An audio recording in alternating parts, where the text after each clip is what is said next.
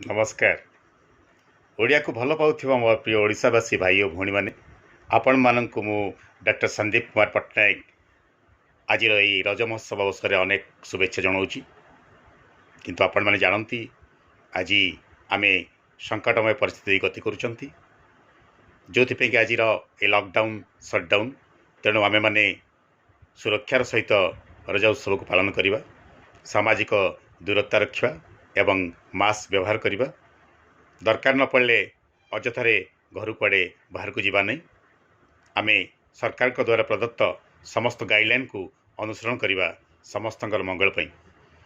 ये रज उत्सव ओडिशार एक गणपर्व, एक खुशीर पर्व। मु आपण मानक अनुरोध करी एमिति आपण माने करंतुनी जेमिति कि ए खुशी काहापई दुखर कारण हो। आगको भल समय आसिले आमे पुणी ए उत्सव को पालन करवा, धूमधाम रे उत्सव मनइबा। से पर्यंत आमे सरकार द्वारा प्रदत्त समस्त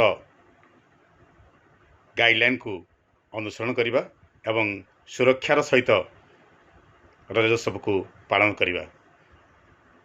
नमस्कार। आमे ओडिया, आम भाषा सबुठ बढ़िया।